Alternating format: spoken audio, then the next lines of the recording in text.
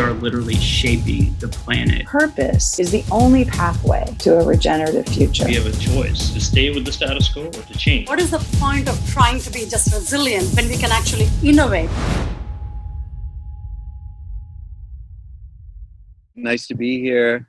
Thanks to KP and all the great folks at Shadow Ventures for the good work that you're doing. And when KP asked me to give a talk, I said, you know, I'd prefer to share the platform with someone who I think would be extraordinary guest here and can bring some very interesting and timely perspective.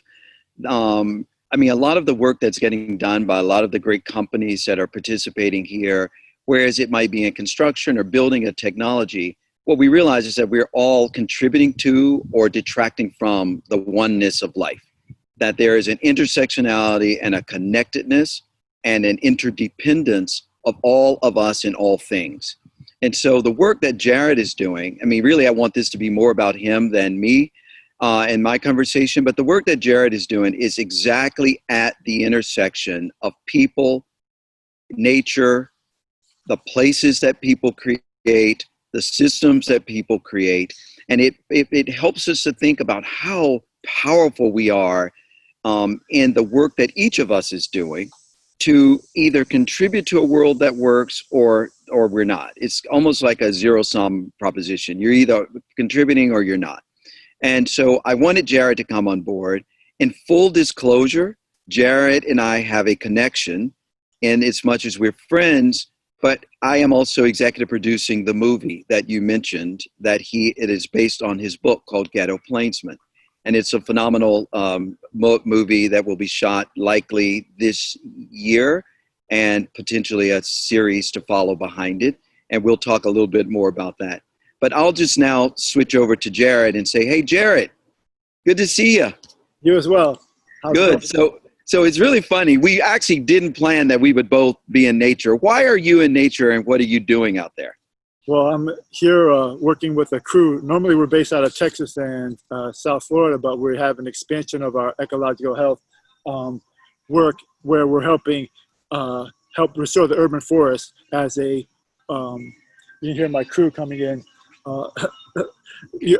where we're helping restore the urban forest in advance of them going down to Florida and dive with sharks. So ecological health for us is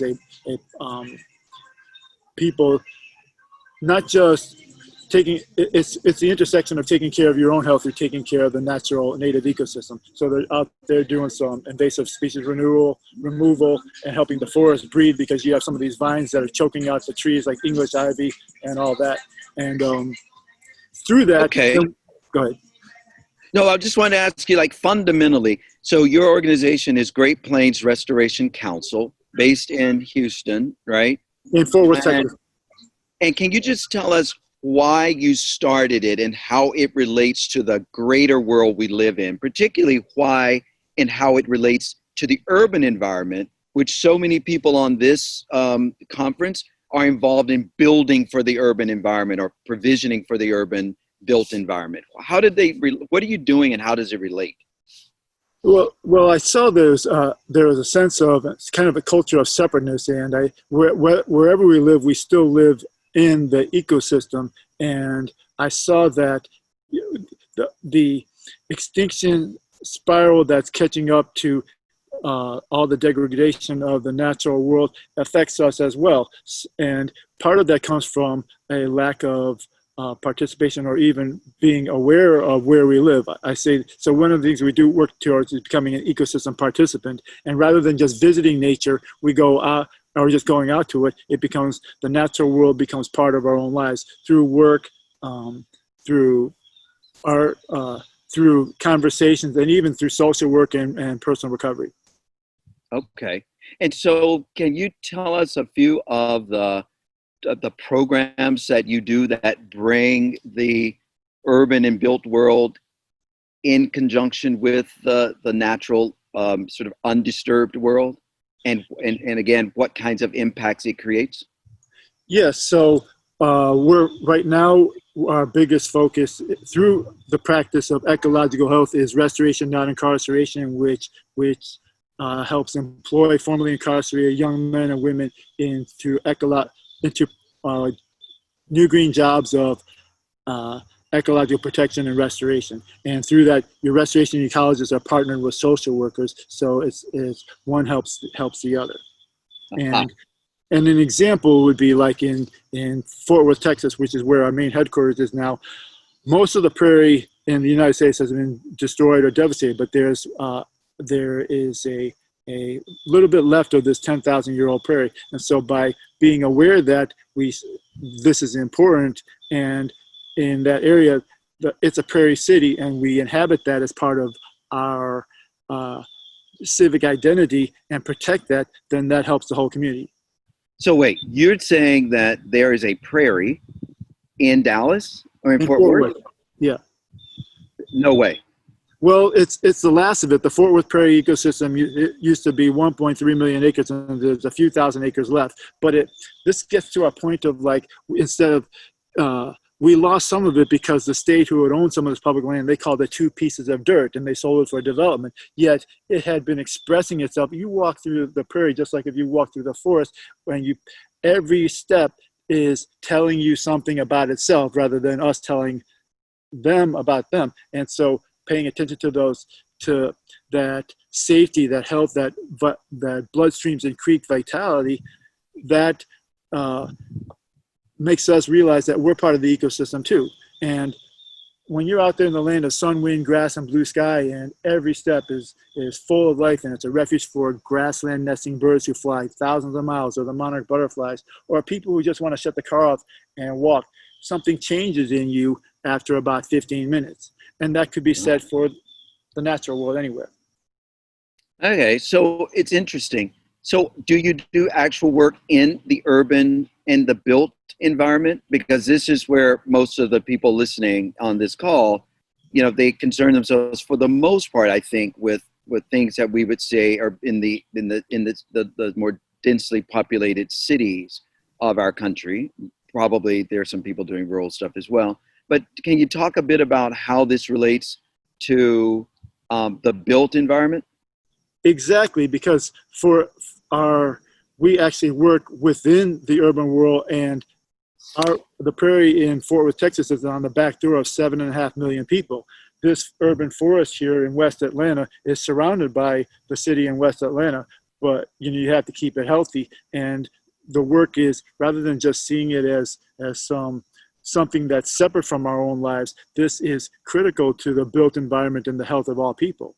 I think that when we start looking at the natural world as a critical element of infrastructure and the built environment, there's so many studies that show that improves people's health. It creates larger, more value-based amenities for people who make developments or things like that. Okay. I'm sorry, I interrupt you. Go ahead. Many benefits, many values. Okay. So I just want to, I'm all about understanding at the core why something matters. So now I know that you're funded by, who are your funders? Who are the types of people that fund you? And I'm curious who funds and why? We're funded by private individuals, by wealth management, private trusts, and grants and foundations from some businesses, from Patagonia to Trammell Crow in Dallas to many private individuals. So it's kind of like, as a smaller NGO, we partner with a lot of organizations, so we don't have a lot of overhead, and that somebody who wishes to donate because they want to see their money go further, $25,000, $50,000, $100,000, will help produce $1 million worth of work in collaboration with others. So it's usually the bulk of our money is from private individuals and smaller trusts. Okay, and the reason I asked the question is because I'm very curious. Like when I learned, I didn't realize that was who actually funded you, and when I just learned about it recently about who actually funds, I was quite curious as to why corporate entities and sort of big family offices like those that you mentioned, kind of did you have to convince them to join you? or did they seek you out? How did it come to be that their interests and yours are aligned?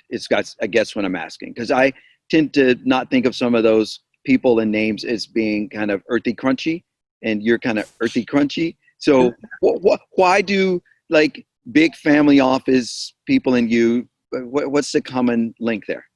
Well, I think that it's the intersectionality of one, and that a lot of people really care about protecting the environment and seeing it from a deeper standpoint.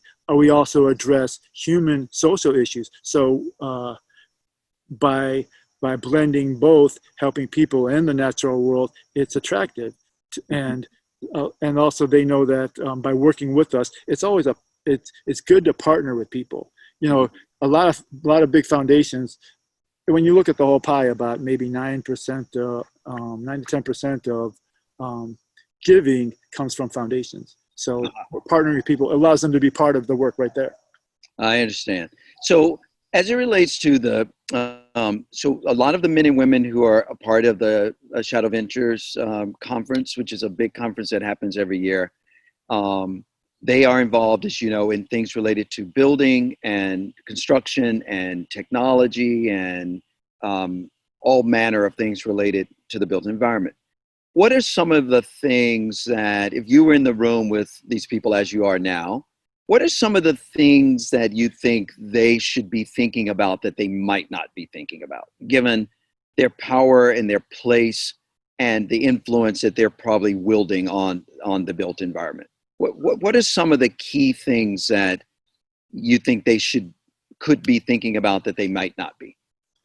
Well, one of the things is that in investing or being involved in this is building this effort, this initiative that's growing of ecological health, and not seeing ourselves as separate from the natural world. Also, the fact that you could address social issues at the same time that you can address ecological issues. And so if you wanted to see your support or be part of something that help people move out of homelessness, or somebody who's been formerly incarcerated, and you want to reduce recidivism, really help some issues of trauma and crisis, and then you have a deep worry about your children or your own family's health and future, you see that this is not something that is separate, but it actually improves the health of all. And it starts addressing some of those areas that sometimes seem overwhelming to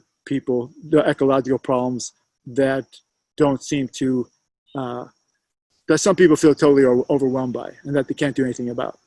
Uh-huh. So you mentioned that your work is around some social improvement, social intervention stuff. I was most struck that you work with incarcerated or formerly incarcerated men and women. Talk a little bit about that. And I'm fascinated by it because when I think of incarceration and the population of likely incarcerated people, I think of, to some extent, poverty. And then my mind goes to, thinking like, and again, this is just me freeform thinking, but it's kind of like I think about housing projects in places where they're never in nature, they're never, designed around nature and whatever. So there's almost a kind of exclusion of particularly certain populations from nature, right? And so I'm super curious about what you do with those populations to the extent that they're from urban environments, and how you interest them in participating and what comes from it. Well, we always say, find your leaders where you might least, find your new leaders where you may least expect them. When I couldn't get the big organizations to help me initially save the Fort Worth Prairie, I went to the AIDS Outreach Center in teen time, and the kids from the hood sitting around a table having some pizza, and these became your service recipients, become your service providers. They're communities of color and marginalized populations very much care about the earth, maybe, and the natural world. The Congressional Black Caucus has one of the highest pro-environmental voting records in Congress. So it's a lot of times it's just a lack of access. And when you give people the opportunity to lead and improve their own lives and not see themselves as separate from the world, it helps everybody. I said it before, but there's a lot of studies out there that show that the access to and participation in wild nature improves your mental, physical, emotional, and spiritual health. So that's very interesting. Do you have an example? You can change the names to protect the benefited or whatever. But do you have any examples of someone whose life has been turned around by the work that they have done to turn around the natural environment?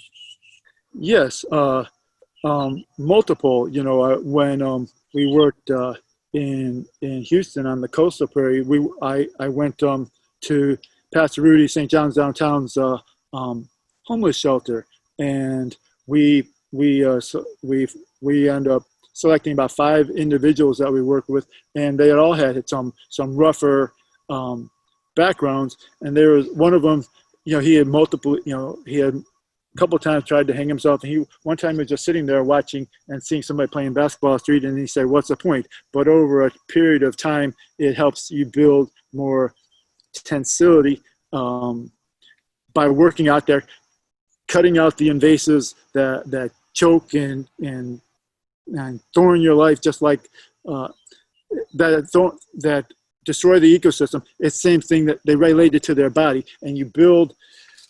One of the issues is to try to build unbreakability, build some stamina and resilience. A lot of people, we have what we call your shatter moment, where in this moment of crisis, you feel like you can't think or breathe, and then you make a decision that hurts yourself or others or both at the same time. But working out there and providing refuge for others, it's really powerful. By taking care of others, we take care of ourselves.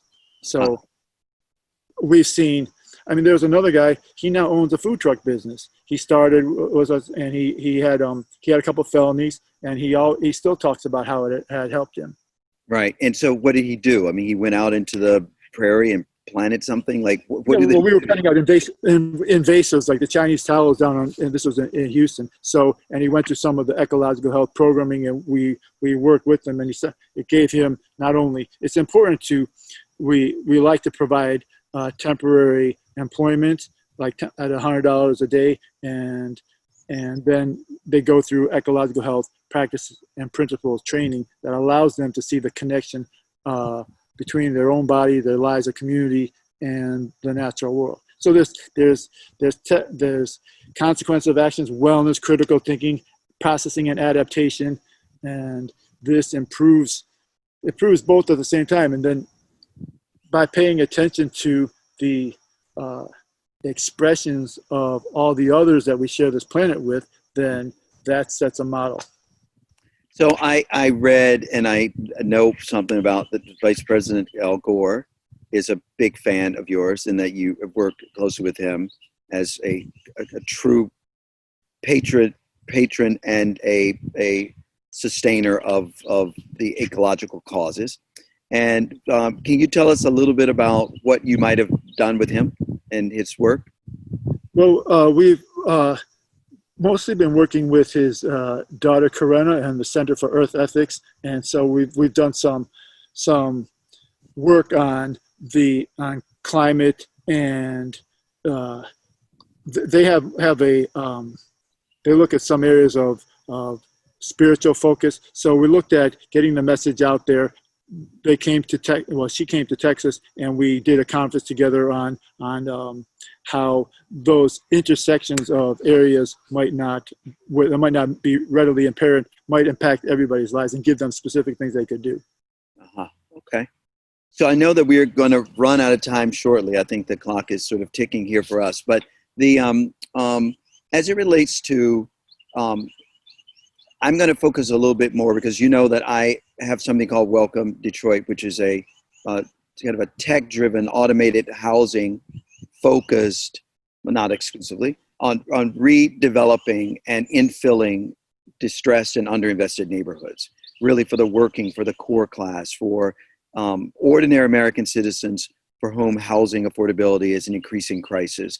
And so when I think about redeveloping in the urban environment, I'm always thinking about how we're affecting the ecological imprint. can you kind of begin to wrap us up by thinking about how those of us that are working in and around the urban environment specifically, how we should, how we can come closer or become better at supporting the sort of ecological dynamics from the inner city, from our built environment work?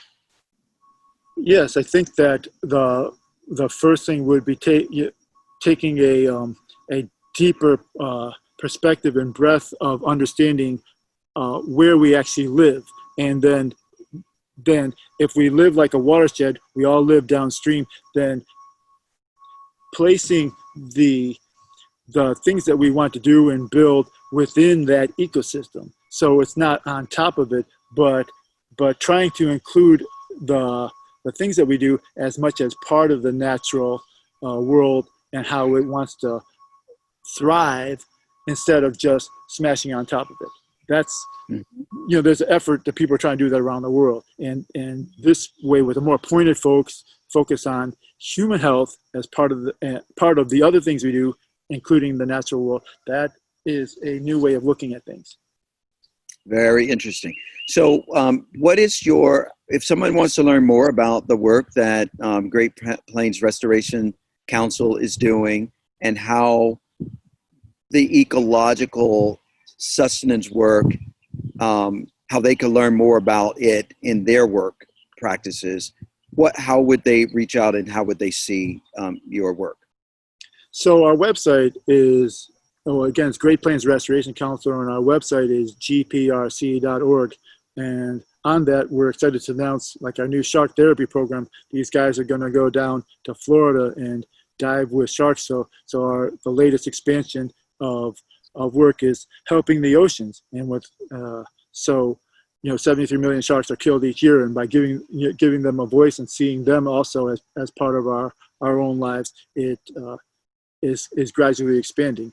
And even Griffith University in Australia has inquired about using it for their ecological health for their domestic violence program. So we help them there. So it's growing, and we hope that people will join us and be part of it, because it gives you hope versus a sense of too big of problems, too much overwhelm, and so you just continue doing the same thing. Okay. Well, thank you, my friend. It's funny that we both chose to be in nature. I was going to be inside, and something said, go outside and kind of, sit among the willow oaks or whatever these things are. Actually, maybe you can help me name these trees. We're trying to figure out what exactly they are, but some are really big and old. So that'll be our next engagement. Exactly. All right. Thanks very much, Jared, and we will talk soon. Thanks. Appreciate you. Thanks, everybody. Thank you both very, very much. I'm jealous, by the way, that I'm not sitting in nature, but it's nice to see it behind both of you. And this is an amazing chat. We're so appreciative that you came. And I encourage everybody to please come to the Slack channel with all your questions for Jared and for Barry. Thank you both very, very much again. Thank you. Thank you. Do we have questions? Yeah. So did we just hear that? If there are questions here, we can take a couple, because we're actually officially on a break in this channel till 12:45. Okay. If anybody has questions that they want to submit right now, you can do that. Let me just check. None at this moment. Let's give it a second. But otherwise, that Slack channel will be ongoing for the rest of today and even later into the week. So excellent.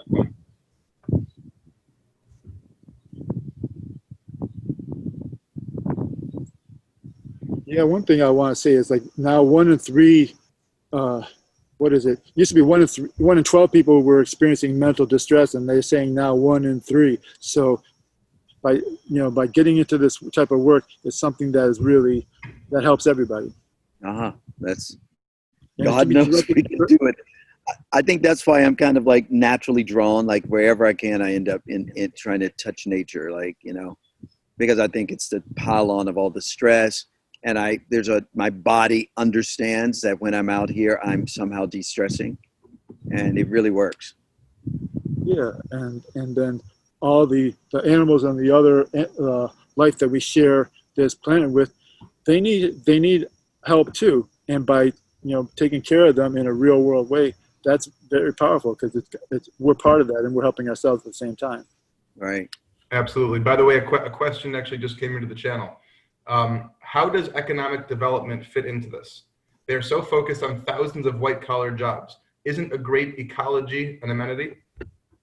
Absolutely. And that you will even see that those areas that have protected the thriving, vital natural world have a much higher quality of life, and the economy is more stable. You see some of those places in Colorado, where you see places that, I mean, Dallas spent what, $112 million to build a little park over the freeway because they blasted it all out at first, and then they said, oh, well, we don't have anything downtown. And now all around that, and the park is like a few acres, but it has boosted the property values. It boosted the whole sense of downtown Dallas rather than being split by a freeway. So Yes, I'd love to answer that question too. So part of one of my hats is that I'm an economic developer, and I worked on the Obama administration as a senior advisor in economic development, and have spent a lot of time. Economic development is so much more than what we used to think it was, right? About business creating big jobs, tech jobs now, banking jobs, white collar jobs in towering office buildings. What we realize is, yeah, that's a piece of the economy. It's a piece of the puzzle that makes up, the types of jobs and the types of economic activity that are important. But in even attracting those people, as Jared was getting at, the companies, when they're determining where to locate, they look at the availability of labor, and they look at many things, but among them is availability of labor and the availability of the kinds of livable places that the labor actually wants to be. And as people realize more and more how important nature and recreation and access to things that man has not tampered with are become more important, you realize how important ecology is to just existence of a growing economy, but also that there can be jobs. There are lots of green-related, ecologically related jobs that now we realize happen in cities. Witness in Detroit and lots of other places the green economy within the urban environment. It's huge. So we could go on and on about that. It's exciting. Absolutely. Another question came in. I just want to say real quick, Barry, a shout out to Detroit. I grew up a little bit outside Detroit myself. I love it. I know you did a lot of work with Dan Gilbert. So yes. I'm a huge fan of that. Oh, great. Here's the new question. Yesterday, the chief sustainability officer of Home Depot talked about how he learned that Bradford pears were an invasive species, that once he knew that, sorry, the punctuation on this is all off. Once he knew that, he drove change. If you had 5 minutes with him, what else could Home Depot or other big companies have their eyes open to? Wow. Go for it, Jared. Look at where every product is sourced and work with that's a hawk over there. Work with help make sure that those companies have a product lifeline traced all the way back to where they're sourced. For example, rainforest timber, destroying what's left, some maybe Indonesian wood or something like that. So that's one thing. Looking at where the products are sourced, and also, like you mentioned, invasive species are part of the biodiversity crisis. So if you're having things that might cause some of that to spread and infect our struggling wildlands as it is, I think that it's just looking through your entire product line and working with NGOs and scientists to make sure that they are sourced sustainably and verifiable. Back to its original source, because there's so many spots along the way. Mm-hmm. And what I would say to them is that you can look very carefully at how your philanthropic resources are also deployed, right? So, in a world where there are so many causes and so many needs, of course, if you look at how most corporations tend to channel their dollars, they do it in the interest and the particular preferences of its senior leadership. So, you have to kind of go to senior leadership and say, what are the things that you really care about? and why? And are you aware? And what you'll generally find is that they really do tend to be a thing, right? And you check in to see if they understand just all the different ways that they can actually drive better relationships between the built environment, the people in it, and the natural environment, and how you can invite the natural environment to coexist with the built environment in more and better ways. Yeah, and they can also they can also have local stores can participate in volunteer 2 days for their with local nonprofits. It sometimes allows them workers to be part of their community. That's another opportunity that some corporations and their branch locations are doing. Did something just pop up? Another question, Zach? Yes, it did. Good call here. Okay, it says, in Europe, they are allocating COVID recovery money to back green enterprise versus funding the old way. How can we get this message to political leadership here in the U.S.? Well, that's, contact your local. It has to be multiple voices and conversations across the board. So it can be with local business leaders. It can be with your state and representatives, city council, and your federal leadership. That's very important. We try to engage conversations with people on senators like Cory Booker is helping with the shark fin sales ban. So COVID is preschool for climate change, and climate change is going to be dwarfed by the biodiversity crisis, which will kill us all pretty much. I mean, if the planet can't sustain life, that means it's very unlikely that most of us will be able to survive. So having that conversation in a deep and meaningful way to make it part of our culture, the human culture, is what's missing. And again, instead of seeing ourselves as part, separate from it, the new green economy could be the biggest and should be the biggest economy. So it becomes integrated. We all had to start having those conversations with practical solutions. And I would also say, media is everything. Storytelling is the world, okay? So we have story told our way into the world in which we live, meaning how we see, treat, how we see things, how we name things, how we value things, how we name, see, and value people and each other. It's all based on a story, either a story based on our experiences or a story based on something someone has told you. And so the storytelling that was just involved in that question was a revealing story to me, because I never heard this, as plugged in as I think I am to COVID and to kind of global response, that this is fascinating. That story needs to be told. So whoever wrote that story, we should tell that story. If you have friends in media, the story needs to be told so people know it exists.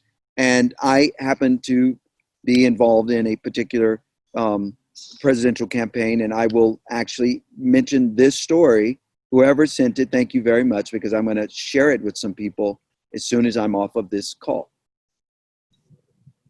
Yeah, there's just, we've operated like the earth was limitless and we could do whatever we want when it's actually pretty small. And we pretty much used it up. So, as an artist and a writer, I feel like the story, the American story is particularly the story of people on the land. And those stories are embedded like layers of sandstone, and they are still resonant around us. So what we do with our own lives adds a new layer, a new story. And we have to create new stories, just like Barry was saying, and that comes through our words and our work. One last thing I would say about that, it's interesting in the question. The question allows, clearly the European Union is making some kind of link between health and environment and ecology, right? I mean, and that's where we started this session to some extent, to talk about this kind of often missed oneness, the kind of oneness that really is the truth of our existence. And because this is, if you're funneling COVID money into green enterprises, it's clearly drawing some deep connection between human health resiliency and management of infectious disease and an environment that is green, ecologically strong, and sustainable. It's pretty, I mean, it tells us so much there. Why would a whole economic unit called the EU start funneling money into this? It's fascinating. There we go. Agreed. That absolutely was a good question and a story in the end. Yeah. Okay, I think we're gonna close here. Give everybody just a few minutes break until the 12:45 session. So again, really thank you both very much for this amazing session, and we look forward to seeing you a little bit more in the Slack channel. Thank you. Thanks, KP. Thanks, Anastasia. Thanks. I want to give my shout outs to Emily, Anastasia, and KP, and and Zach, and everybody, and Nick, everybody who helped. Thanks a lot. Thank you. Back Bye-bye. to work. Bye-bye. All right, bye.